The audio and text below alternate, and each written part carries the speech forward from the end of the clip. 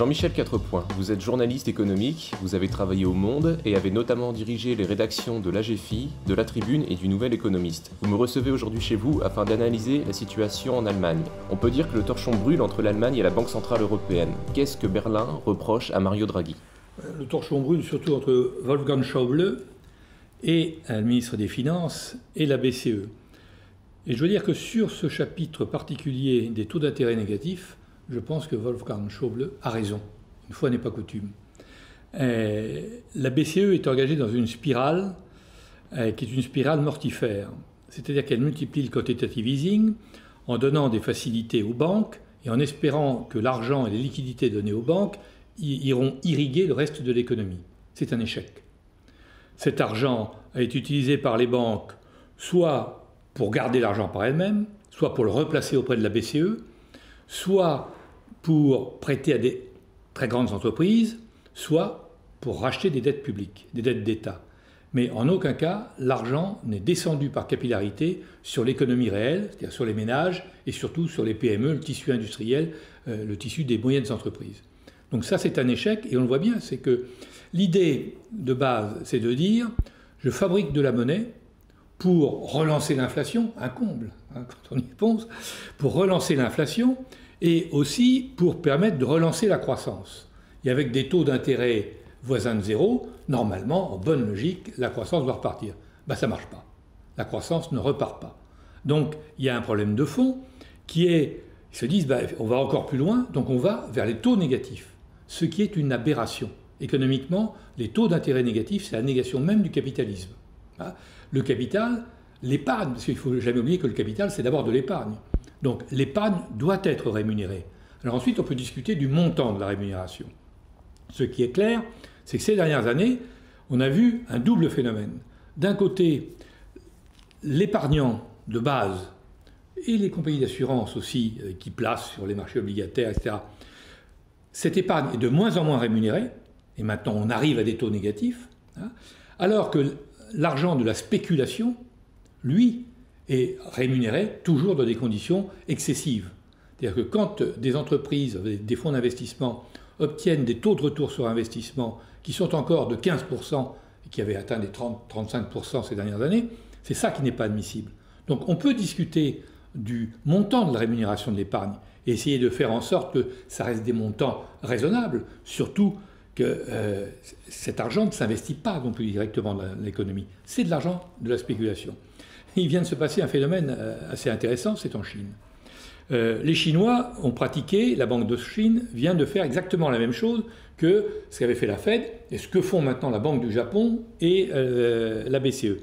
C'est-à-dire qu'ils ont jeté de la monnaie dans l'économie, dans les banques. Résultat, cet argent, il n'a pas vraiment irrigué l'économie, il a alimenté une nouvelle bulle spéculative sur les matières premières. C'est-à-dire que les Chinois sont des joueurs invétérés, et comme ces derniers temps, ils avaient spéculé sur la bourse de Shanghai, ils ont été échaudés, largement d'ailleurs, et bien là, ils se mettent à spéculer sur les matières premières. C'est ce qui explique d'ailleurs que le pétrole, logiquement, le pétrole aurait dû retomber parce qu'il n'y a pas eu d'accord à Doha. Et bien, au contraire, il a remonté. Pourquoi? Parce que les Chinois se sont mis à spéculer comme des fous sur toutes les matières premières. Donc, cet argent du quantitative easing, il alimente les bulles financières, il n'alimente pas l'économie réelle. En revanche, pour l'économie réelle, ce qui est dramatique, c'est que quand vous avez des taux d'intérêt négatifs, c'est-à-dire que vous détruisez du capital, vous détruisez votre épargne. Et ça, c'est une aberration. Et là, je comprends que Schäuble, lui, s'inquiète. Parce que, alors on va dire, c'est parce que les Allemands, c'est un pays de vieux. Oui, la France aussi, l'Italie aussi. Les caisses de retraite, si vous avez des taux d'intérêt négatifs, les caisses de retraite vont être encore plus en faillite. Les compagnies d'assurance, tous les contrats d'assurance vie qui servent à l'économie d'une façon générale, comment elles vont faire? Donc, vous plombez votre économie. Et le comble, c'est qu'on va arriver à des taux d'intérêt négatifs sur les dépôts en liquide, ce qui se passe déjà de facto en augmentant les frais bancaires. Alors à ce moment-là, les déposants se disent « Bon, si c'est pour avoir des taux négatifs sur l'argent qui est en dépôt dans les banques, je le remets dans mes comptes en banque, je le remets avec du liquide. C'est-à-dire que je prends des billets de 500 €, 200 € et je les mets dans ma lessiveuse. Bon, sauf qu'on leur dit, ah mais attention, on va vous supprimer aussi les billets de 500 €. Donc on est dans un système qui devient complètement aberrant. Donc ce qu'il faut arriver à trouver, c'est comment vous relancez la croissance, en Europe, notamment au Japon aussi, et même aux États-Unis, parce que les États-Unis ne sont pas non plus dans une situation extraordinaire, cela dit, ils n'ont pas des taux négatifs. Mais les taux négatifs, si vous voulez, c'est le système financier mondial marche sur la tête. C'est-à-dire qu'aujourd'hui, vous avez les marchés financiers font un chantage aux banquiers centraux. Les États ont abandonné leur pouvoir aux banquiers centraux et les banquiers centraux sont en train de l'abandonner aux marchés financiers définitivement. Pourquoi ? Parce que les marchés financiers disent gardez-nous des taux d'intérêt très bas, continuez à faire fonctionner la planche à billets et nous, cet argent, on va aller spéculer sur les actions, sur les marchés obligataires risqués, etc. Et si jamais vous remontez les taux un tant soit peu, à ce moment-là, c'est le krach obligataire, c'est le krach des actions, et la faillite de Lehman Brothers à côté n'aura rien été. Vous allez voir ce que vous allez voir. Donc la Fed a cédé, c'est-à-dire qu'elle n'a pas remonté ses taux d'intérêt, alors que l'épargne doit être rémunérée. Alors, une politique monétaire commune à des États européens hétérogènes ne paraît plus possible. L'Allemagne pourrait-elle sortir de l'euro ? Si ça continue, il est possible que l'Allemagne sorte de l'euro. Ce qu'il faut essayer de trouver, c'est une solution où, moi, je pense que la conception de l'euro a été une erreur, fondamentalement au départ. On aurait dû rester sur une monnaie commune. Bon, on a été trop vite à la monnaie unique sans réfléchir à toutes les conséquences qu'impliquait une monnaie unique, avec des économies complètement différenciées. Bon. Aujourd'hui, on en est là. Est-ce qu'il faut souhaiter l'éclatement de l'euro ? Bon, le risque, c'est que l'euro éclate tout seul. Mais est-ce que c'est souhaitable ? Il faut toujours éviter de tomber de Caribe en Scylla. Bon. En revanche, ce qu'il faudra arriver à trouver des solutions qui sont comment je redonne un peu de taux d'intérêt pour rémunérer l'épargne et éviter la faillite des caisses de retraite, des compagnies d'assurance, etc. Deuxièmement, comment j'évite d'augmenter l'endettement public et privé, parce qu'on atteint des niveaux d'endettement en Europe, au Japon, mais aussi aux États-Unis, qui sont insoutenables à terme. Donc comment je fais en remontant un peu les taux d'intérêt, parce qu'il faut rémunérer l'épargne. Deuxièmement, il ne faut pas que l'endettement explose, et en même temps, il faut que l'argent aille directement dans l'économie réelle et non pas dans l'économie spéculative, dans la finance. Bon, c'est ça qu'il faut essayer de trouver. Une nationalisation de la dette ? Alors, je pense qu'il y a deux pistes à suivre. La première, c'est l'idée de l'hélicoptère-monnaie. C'est de dire, finalement, pourquoi la BCE ne donnerait-elle pas l'autorisation aux banques centrales des pays de la zone euro, qui existent toujours, en leur allouant des subventions, ce qu'on appelle des subventions d'équilibre à l'économie, qui ne sont pas de la dette, ce sont des subventions, et dire par exemple qu'on alloue les fameux 1000 milliards d'euros du quantitative easing, eh bien on les alloue plutôt à une subvention à l'économie générale et au prorata des PIB de chacun des pays de la zone euro. Alors 1000 milliards d'euros sur 2-3 ans, pour la France ça représente par exemple 200 milliards d'euros. Bon. Ensuite, c'est à la France de décider, avec la supervision de la BCE, qu'est-ce qu'on fait de ces 200 milliards d'euros. Il faut qu'ils aillent dans l'économie réelle. Et là, vous pouvez dire, j'en donne une partie aux ménages, directement, j'en donne une partie aux PME, aux entreprises, une subvention, et j'en donne une troisième partie à des investissements collectifs que l'État ne peut plus faire, parce qu'il est surendetté. L'État aujourd'hui ne peut plus investir, et on voit l'état de délabrement d'un certain nombre d'investissements, y compris en Allemagne, les routes, etc. Et nous, la SNCF, le parc nucléaire, il y a énormément à faire. Les télécommunications, passer à la 4G, généraliser, etc. Bon. Eh bien ça, on pourrait dire, ces 200 milliards, je les étale sur 3 ans, et encore une fois, c'est une subvention, ce n'est pas de l'endettement. Je les étale sur 3 ans, un tiers pour les ménages, un tiers pour les PME, et un tiers pour les investissements collectif dans les utilities, comme on dit. Et l'Italie pourrait faire comme elle l'entend, l'Espagne, etc. Et donc là, vous avez cet argent, il va aller directement dans l'économie réelle, indiscutablement. Il ne va pas rester stagné dans le système financier et servir à la spéculation. Et puis vous avez un deuxième phénomène, ça fait déjà plusieurs années que personnellement je le prône, et d'autres avec moi, c'est qu'il faut progressivement transformer la dette des États en une dette perpétuelle. C'est-à-dire qu'actuellement, la maturité de ces dettes sont des dettes de 7 ans, 8 ans. Bon.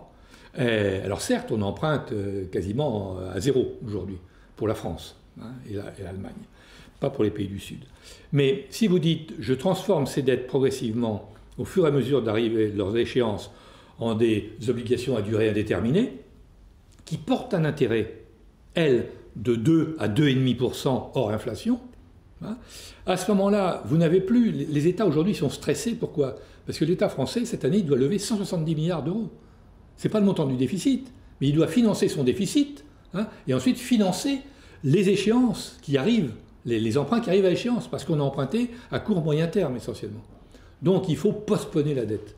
Et ensuite, on paiera les intérêts, mais vous n'avez plus cette hantise chaque année à trouver à peu près 80 milliards, rien que pour rembourser la dette ancienne. Et à ce moment-là, vous remontez insensiblement et tout doucement les taux d'intérêt à un niveau raisonnable. Quel est le niveau raisonnable de l'intérêt du capital? Historiquement, c'est entre 2 et 3% hors inflation. C'est la rentabilité historique du capital. Il faut revenir à ça. Parce que le capital, encore une fois, il doit être rémunéré. Sinon, à ce moment-là, disons qu'on supprime le capital. Non, mais c'est ça. Et c'est pour ça que Schäuble n'a pas totalement tort dans sa réaction. Parce que, alors c'est vrai que l'Allemagne est un pays qui est un pays de vieux, comme on dit, mais il faut aussi se mettre à leur place. Je veux dire, on ne peut pas... Dieu sait que je suis critique à l'égard de l'Allemagne sur un certain nombre de points, mais là, il faut se mettre aussi à leur place. Donc il y a peut-être un deal à essayer de trouver. Il faudrait pour ça que les dirigeants français osent parler franc avec Mme Merkel. Dès lors, comment interprétez-vous la percée du mouvement eurosceptique Alternative für Deutschland? Ces électeurs se focalisent-ils plus sur les largesses budgétaires de la BCE ou sur la gestion de la crise migratoire par Angela Merkel? C'est un ensemble. C'est la politique migratoire, la politique effectivement de la BCE, l'euro, etc. Non, c'est un ensemble. L'Allemagne s'est engagée clairement contre la Russie dans la crise ukrainienne. A-t-elle sacrifié ce partenaire commercial privilégié dans l'espoir d'intégrer l'Ukraine à son espace économique? Alors, elle a sacrifié son aspect privilégié avec la Russie. En fait, je crois qu'elle a été un peu dépassée par les événements. Je pense que les opérations en Ukraine ont été fomentées, dirons-nous, par des ONG sous influence américaine. Je pense notamment à celle de M. Soros en particulier, et qui ont été à l'œuvre à Maïdan, directement avec les Américains. Ça a été poussé par la Pologne et les pays baltes, qui ont des comptes à régler avec la Russie depuis toujours, et avec le soutien à l'époque de Barroso et de Van Rompuy. Et c'est l'idée de faire un accord avec l'Ukraine est venue d'eux. Alors l'Allemagne n'était pas contre, bien sûr, mais je pense qu'elle n'était pas directement en première ligne à la manœuvre. Et qu'elle n'a pas été mise devant le fait accompli, mais j'ai le sentiment que Maïdan a explosé sans qu'ils aient tout prévu, ils n'avaient pas prévu que ça allait se passer comme ça. Et à partir de là, c'est Barroso, qui est très proche des Américains depuis toujours quand même, qui a fait, au sens propre du terme, un bras d'honneur à Poutine, quand Poutine s'est inquiété de cet accord avec l'Europe. Barroso l'a envoyé sur les roses, pour parler poliment et au sens propre du terme, ce qui a été peu apprécié par Poutine. Bon. Donc c'était l'Allemagne là-dessus a été plutôt suiveur. Ensuite, le problème de l'Allemagne, c'est sa relation avec les États-Unis. Et c'est le problème depuis 1945. Bon. On le voit encore avec la visite d'Obama à la foire de Hanovre et ses entrevues avec Angela Merkel. Les industriels allemands veulent absolument, dans leur comportement mercantiliste, trouver de nouveaux débouchés, de nouveaux espaces, et pour eux, le traité transatlantique est très important, parce que c'est le marché américain qui lorgne, notamment les industriels de l'automobile, ceux de la chimie, qui sont les points forts de l'Allemagne, Siemens aussi. Et le marché américain, pour eux, est doublement intéressant, d'abord en tant que marché, et deuxièmement, en tant que plateforme pour pouvoir produire à la fois pour l'Europe, pour l'Asie, voire pour le reste du monde, en dollars, avec des coûts unitaires de production qui sont inférieurs à ceux en vigueur en Europe et en Allemagne. Donc pour eux, l'accord transatlantique est très important. C'est eux qui ont poussé à cet accord auprès de Merkel. Là-dessus est arrivé le scandale Volkswagen. Et là, l'Allemagne a été placée devant un dilemme. C'est qu'est-ce que ça veut dire le scandale Volkswagen? Bien sûr, Volkswagen a triché, etc. Aux États-Unis. Mais pourquoi ça sort? Ça ne sort pas par hasard. Hein. Et pourquoi d'un coup la machine judiciaire américaine s'est saisie du dossier, et qui peut coûter des dizaines de milliards de dollars à Volkswagen? Parce que c'est un message qui est lancé aux industriels allemands. Vous pouvez peut-être prendre pied sur le marché américain, mais le marché américain, c'est d'abord nous. Hein. Donc, et je pense que Volkswagen avait péché, et Audi avait péché par une certaine arrogance, comme les Japonais dans les années 80. Hein, les Japonais dans les années 80 et roulaient les mécaniques et disaient « nous, on va apprendre aux Américains à fabriquer des voitures. Hein. Et on va leur apprendre à faire de l'entertainment puisqu'on va racheter Hollywood, qui avait commencé avec Sony, etc. » Et là, les Américains avaient réagi très durement. Et ils ont mis le Japon à genoux. Là, je crois que Volkswagen et Audi ont agi un peu de la même façon, en disant « nous, on sait faire des voitures haut de gamme, des voitures diesel, on va imposer le diesel aux États-Unis, etc. » Et je crois que les autres constructeurs américains n'ont pas vu ça d'un très bon œil, et que, comme par hasard, est arrivée cette affaire à Volkswagen, qui remet Volkswagen et Audi à leur juste place. Hein, on veut bien vous faire une petite place, mais pas plus. La robotisation est-elle amenée à jouer un rôle majeur dans cette quête permanente du produire pour moins cher? Alors, la robotisation joue forcément un rôle, parce que vous êtes conduit à la numérisation, robotisation, avec un énorme problème d'ailleurs pour l'emploi à terme. Hein. Alors c'est vrai que les emplois changent de nature, hein, mais pour le moment, je pense que la balance, elle est plutôt négative. C'est-à-dire que les emplois nouveaux générés par le numérique, l'économie, hein, sont inférieurs à tous ceux qui le détruisent. Hein, parce que ça touche toutes les activités. Et puis, une partie de ces emplois sont des emplois au rabais. Hein, c'est l'ubérisation. Bon. Ce qui, et je voyais les statistiques, c'est qu'en fait, on remplace les emplois salariés par des emplois de travailleurs indépendants. Hein, avec une couverture sociale qui n'est pas du tout la même. Ce qui, à terme, va poser des problèmes pour le financement des systèmes de protection sociale. Hein, car cette ubérisation et cet auto-entrepreneuriat portent en lui les germes d'une médecine à deux vitesses.